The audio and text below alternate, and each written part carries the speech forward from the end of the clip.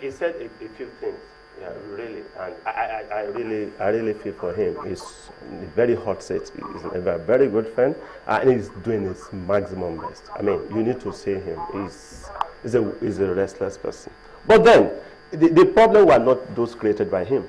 You see, we need to understand something. He kept saying no for homes, no for commercial and industrial consumers. What happened was that the new entities, both, they had a lot of huge debt portfolios, huge exposures. And the issue was that, oh, let's quickly recover and pay off this debt. So then they jack up their stocks. And ordinarily, their tariff should not have been as high. But because of the challenges of acquisition financing, borrow me money, let me get this Eco Disco. Let me borrow me money banks. Let me acquire Ibadan Disco. Let me acquire Just Discos. And they were racing against time. So they needed to jack up their tariffs. So the manufacturers started complaining. They actually threatened an action to shut down. They had a meeting.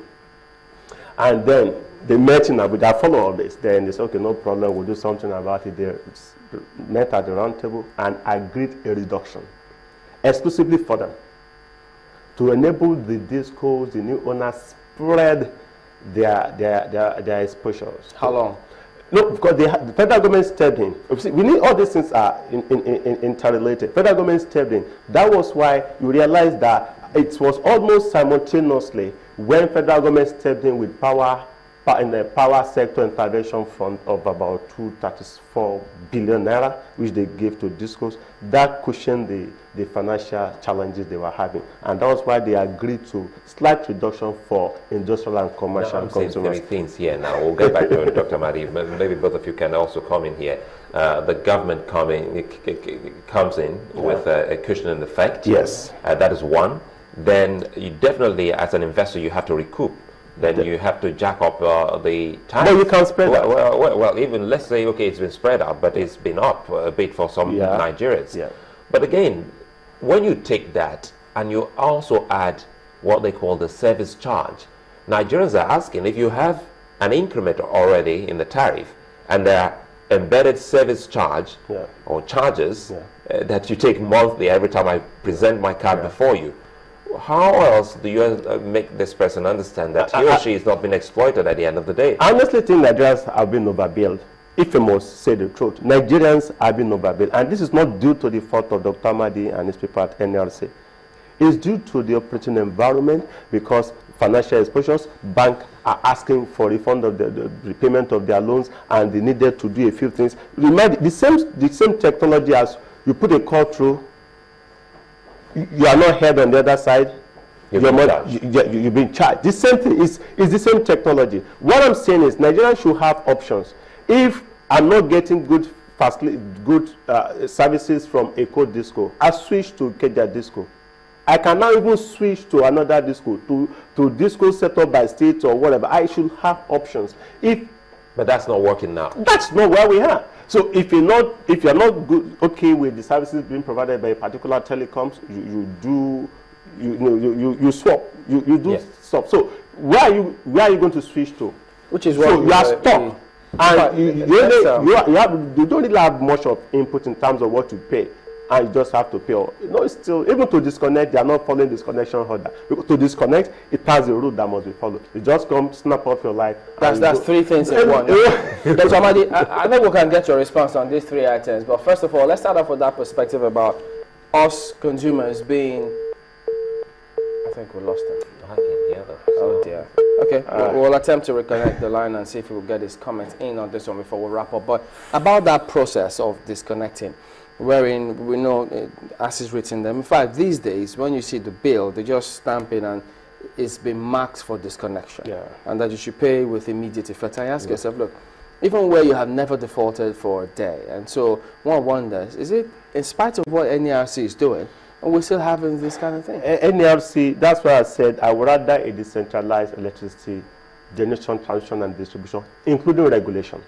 You can't sit in Abuja and effectively monitor and regulate what is happening at the rural levels. I was a victim at some point You know, my home, they brought the estimated bills of humongous amount of money. I said, no, guys, I'm not going to pay this. And the point is, they will keep padding it up. And if you now ask for prepaid meter, they say, okay, settle the bills first. You're going to settle every amount on the bill.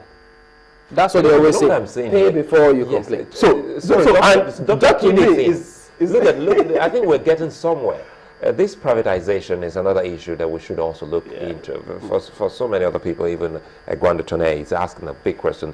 Do you privatize an entity to maybe a company or an organization that doesn't have the financial backing? It shouldn't be for the ISB. No, we're not talking about the expertise now. I know, we're talking about the financial backing. I know. You see, in Nigeria, we have our challenges, of course. Power sector is hugely capital intensive. We need a lot of money to do that. And unless it makes commercial sense, there's something we call bankability, that an investor is able to invest and recoup his investment with interest. It doesn't make sense for me to come and invest in Nigeria just for the social benefit of investing in power. No serious businessman is going to do that. If they're going to bring in their capital, there must be a definitive assurance that the money they put in, they're going to recoup it in good time with good yield. So, and Nigerian power sector initially was, some would say, subsidized, really, because it was a centralized monopoly. NEPA, federal government doing everything. You cannot even sue NEPA. It was almost a crazy monopoly. We've back up that now. You can sue the discos now? Oh, definitely, because Nigerians are not aware they can sue them. They are commercial entities.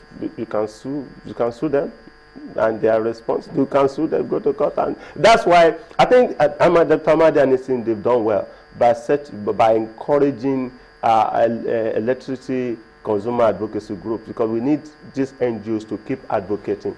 Because the sector is on autopilot now. It's going to keep. It's about the most crucial sector in Nigeria, and people, of course, is a sector that will have very few experts. Even as we speak, even its legal framework is technical, and we don't. Except those who have done commercial law transactions, earlier we use somebody who say, "Oh, I'm an expert in electricity law and regulation." It's a new thing. It's a lot complicated. The engineering aspect of it, the accounting aspect of it.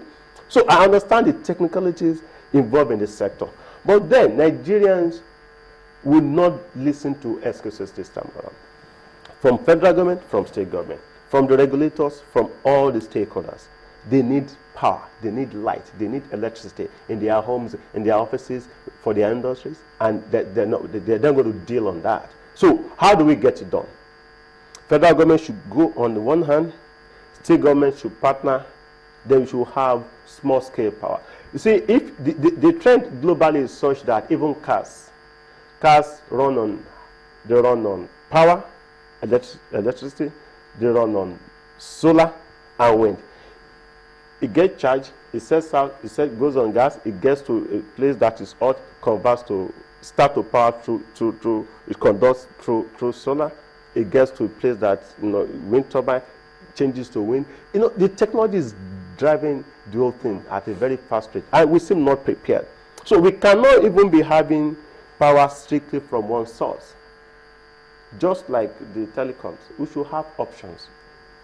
We should have options.